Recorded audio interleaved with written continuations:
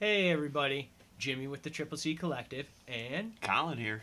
and we are ready to bring you Visions, Volume 2. But before we dive into Volume 2, I want to make a little note that on our YouTube page. We have it underneath there as Season 1 because that's what I originally thought it was. But now they decided to call it Volumes, which I think is equally as awesome because because it's the anthology series. Sense. Because they do the anthology thing again. It isn't a normal. Yeah. In this, it's not one linear story. The only thing that's the same in it is that it's set in the Star Wars universe.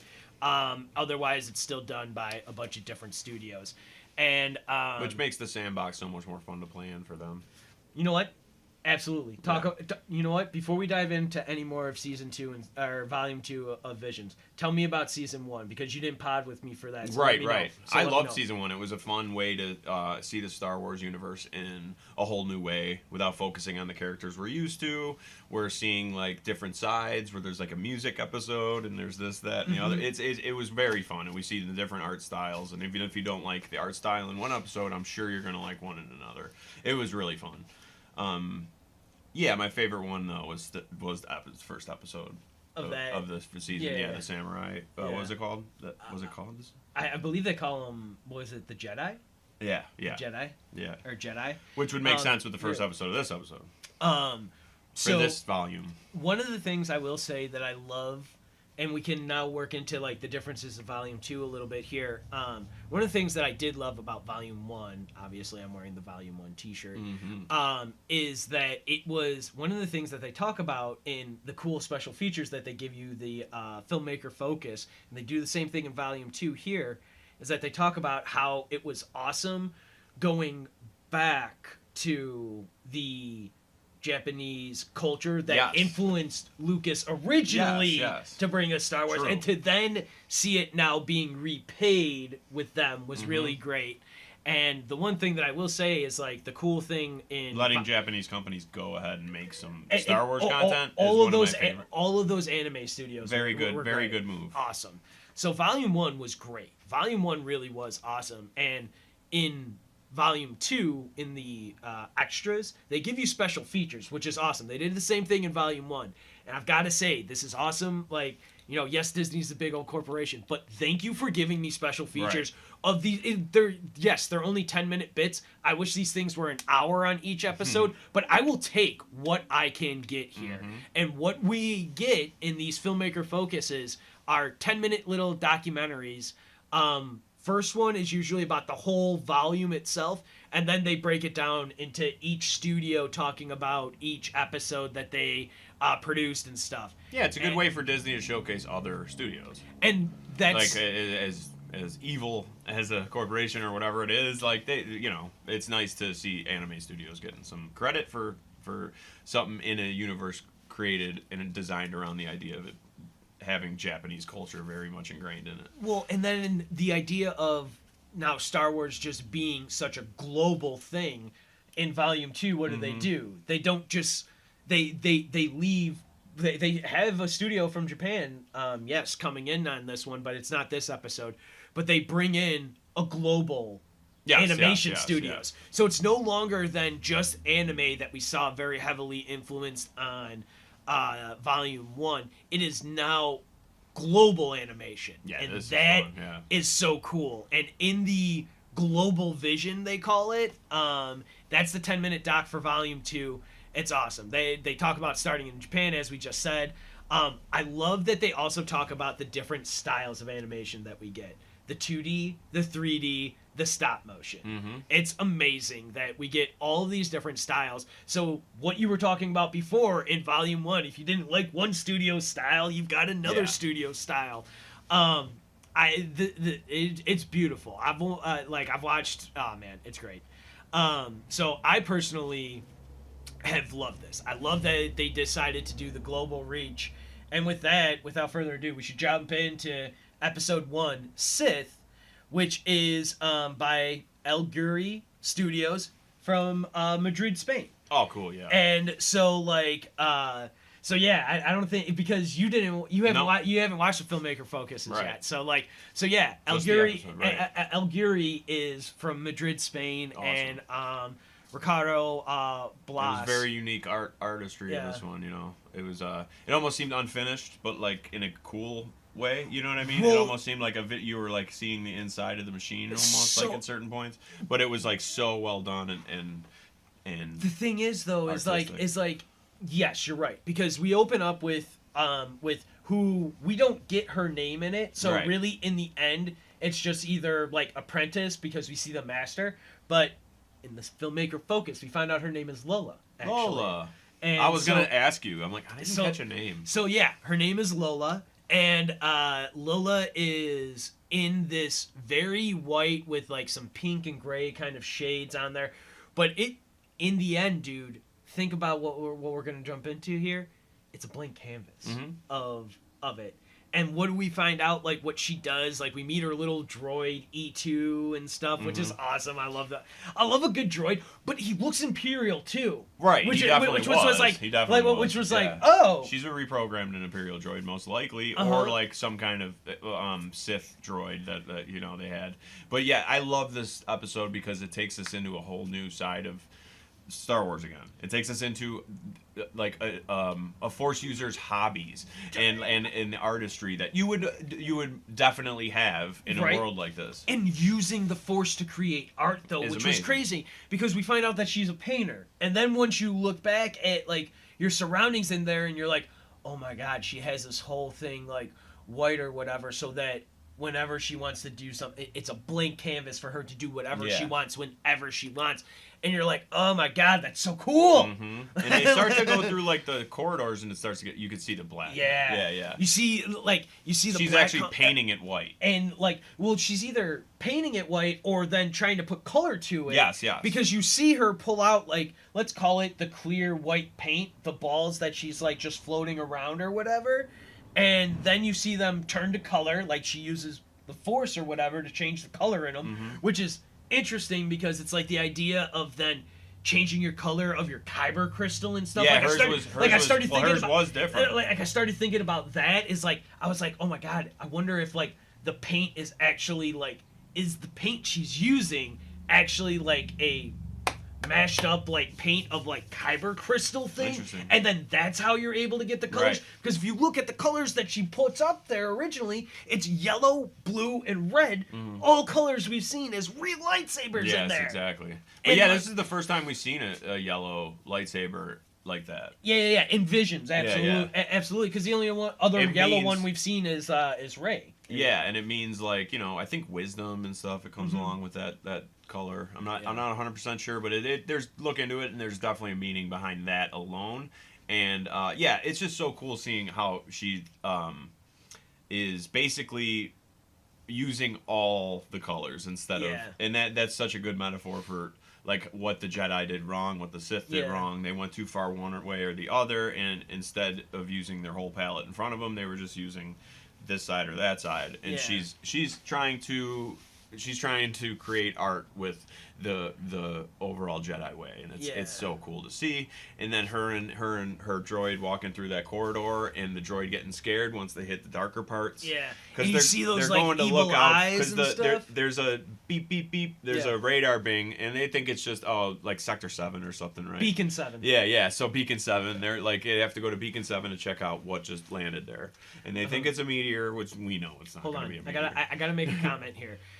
The vehicle they get on looks like Mr. Garrison's It vehicle from season 5, episode 11 of South Park, The Entity. So and dude, like that's exactly what I thought. Definitely. I was like, oh my god, it's it. But not like the that thing creepy was so clown. Cool, though. Thing was so cool.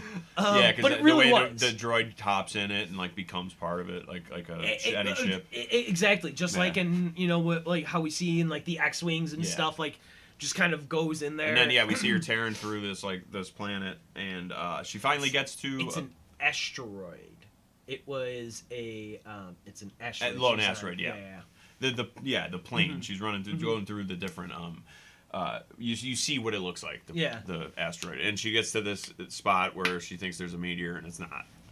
It's not. It was she sees the beacon is clearly destroyed and stuff, and it is sliced in half with a lightsaber. Yeah. Like and we saw earlier this like monstrous looking figure. Yeah. Those evil eyes when she's and walking then she's through painting the dark and corridor. it's trying to get cover up the dark. You know. Well, and like that's the crazy thing. Before we even move on further, right here, like when she is painting, how she's painting with all these different blues and oranges and stuff, and like she's stepping on the white steps, and then it all starts turning black, and then that's when she leads into the crazy corridor with the eyes. Oh man, it's beautiful. It's beautiful stuff. Yeah. And then we kind of basically see those evil eyes virtually come here. Yeah. Because we see a Sith Master come out with two, I don't know if they're full-on droids or if they're Jedi droids or whatever, but like, or if they're just bounty hunter droids because they got like the Mandalorian kind of jetpacks on their backs and stuff. Yeah, I'm not sure. They definitely were cool. They were so sweet. Yeah. I mean, they were like the three amigos ready to Yeah. come in, and like I was like, no. At this point, like when I watched it the first time, I was like, no, a girl, no. Yeah. But like now, I'm glad that like I watched the filmmaker. I'm telling you guys, watch those filmmaker focuses. They're great. Everything about it is awesome. But like it was awesome. So it seeing turns this. out this master comes back and wants her and was her master and wants his apprentice and back. wants his apprentice back. And when he's walking through the space, he's turning it back black. Yeah. And it's clear what happened here. It's clear she was trying to get away from all this. Yeah. And this was her way of starting anew. And this guy's trying to take her back. Yeah, he's like, you made a promise, and she's like, I'm a Sith no more. Yep. And then like those two big droids, like the left and right, to them, come after her. She doesn't have her lightsaber on her, which is like something that like when she was walking before, you see her grab it and like she's holding it, but during like the crash or whatever, no, she didn't have a crash vehicle there. Where would she have left it? I don't know where she would have left it, but like she doesn't have her lightsaber. And it's insane.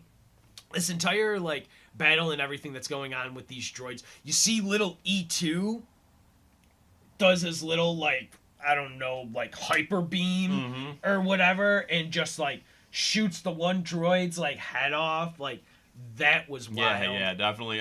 He's a real one to have. Yeah, right. He's like, good to have on your side. He's so good. Then the she. God, what does she do? Does she blast the other droid maybe? And that's how she gets away. That's how she's able to make the jump and run away. That chase sequence though, It's amazing. it is nuts because you're right. She like shoots the dude and like he falls, but he's still like able to jetpack after her. And that whole chase sequence is nuts. When she pulls out the like dual Hadouken guns or whatever, like little Uzi thingies, like Right. holy cow, man! It's so cool seeing all these different weaponry and stuff, different versions of things we've seen in the Star Wars universe, and like, but also because the animation style, it's kind of like it's kind of just it's not black and white, but it uses the colors black and white very prominently. Dude, the color just scheme, the aesthetic here, the style here. Cannot talk about it enough. Like it is so good. It's heavily stylized, so you may like it, you may not like it right away, but I implore you to watch it because it's a good story regardless. Oh, for sure. You gotta watch it. I highly suggest watching all of the Visions, like Volume 1 and 2. They're both great. I highly suggest watching the filmmaker focuses and stuff as well. The chase sequence, she shoots down the other droid that way, and then like she gets taken down. Basically, she crashes. E2 kind of protects her. Like that's where I talked about like shooting the one through the face, and then that like Sith dude just shows up out of nowhere because he was all the way back before the Michael chase Myers and style. stuff, and like oh man, he walked there really fast. Yeah, he walked there or whatever, teleported. I don't know, like he shows up. And he's ready to take her down. But dude, how about he takes about how he takes apart E2? He's just like kind of puts his hand up, and then E2's like legs just kind of fall off, and he's like, and it's like, oh man, I loved E2. Sad scene, but very very cool power, showing of power. Absolutely. And then we enter their home. We've got Lola hiding like Ripley and aliens in the corner with like you know, her like lightsaber hilt and stuff like already like right here, just doing that like. Yeah. And then we get the master is insane.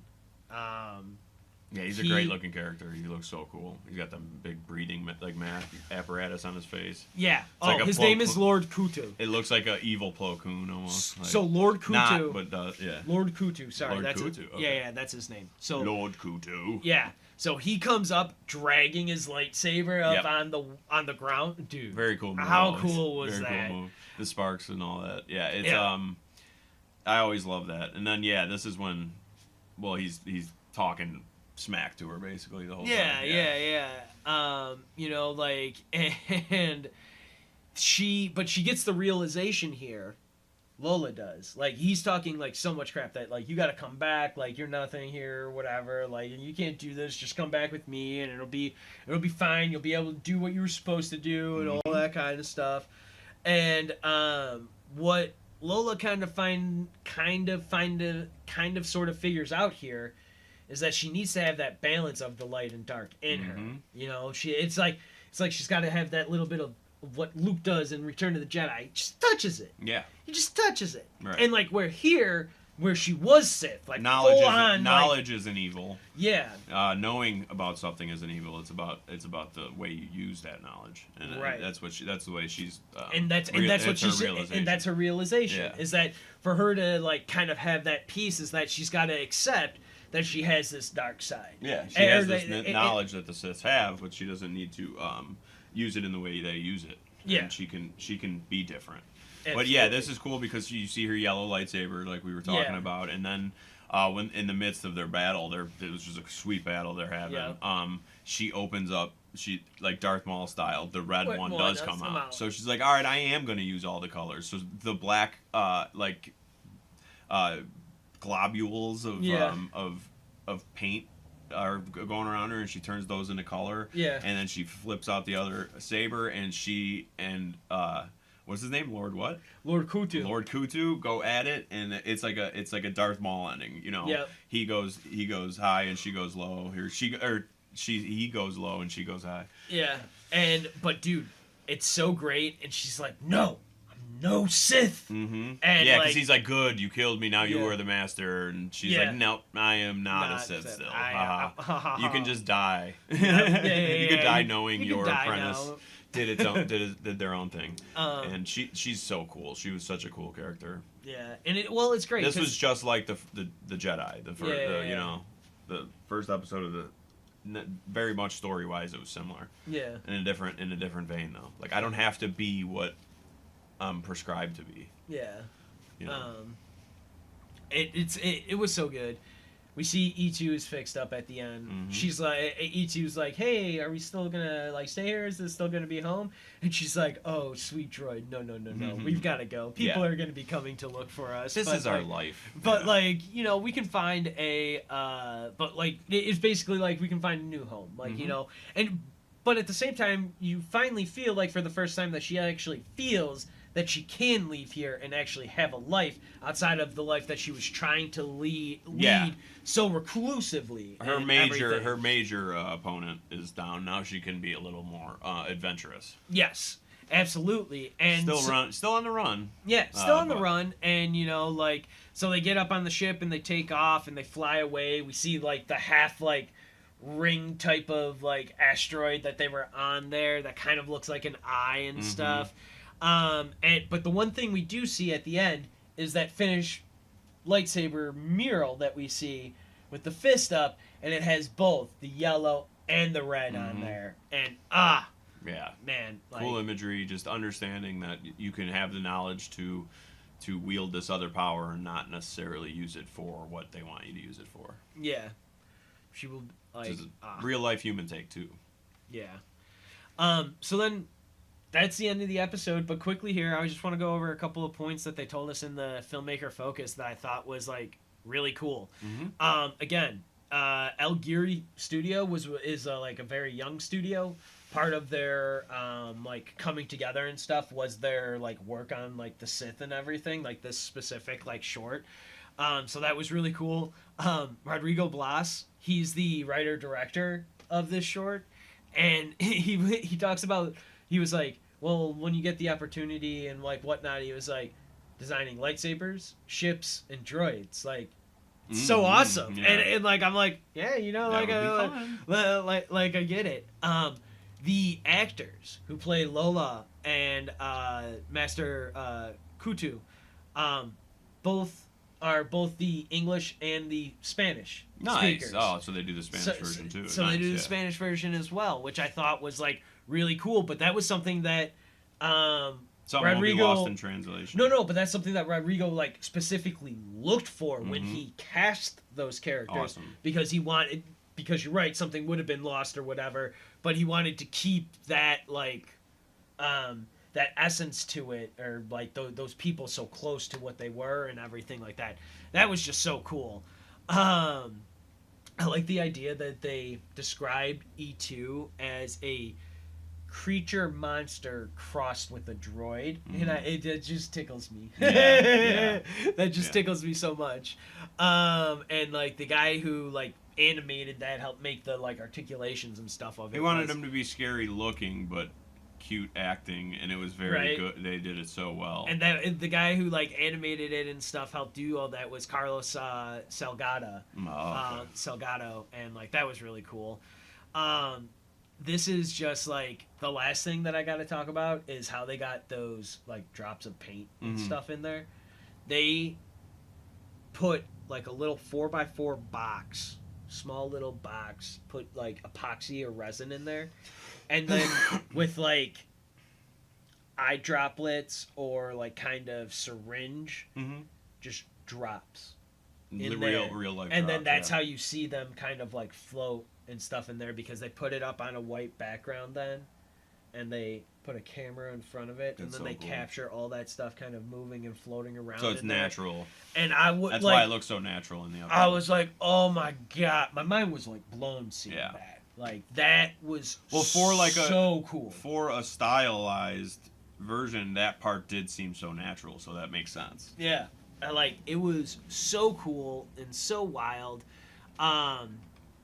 We already talked about the Force being used in like art and stuff. We talked about that when we were talking in there. That was so cool.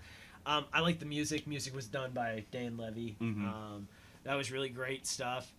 The electronic orchestra they kind of talk about a little bit. The music was great. Yeah, it's so good. They talk about the sword design. Lord Kutu's design is like heavy Spanish swashbuckling kind of style, yeah, cool. And then Lola's hilt is a rapier kind of design and stuff. And I was just like, man, this stuff's so cool. Yeah, it is. I just love this stuff. And with all of that, like we're gonna wrap it up here. This is Visions Volume 2, Episode 1, The Sith, by El Guiri Studios. It was an excellent episode. I'm Jimmy with the Triple C Collective. I'm Collin. We want to thank you all for joining us here. Hope you all stay safe. Please like and subscribe. And as always, may the Force be with you.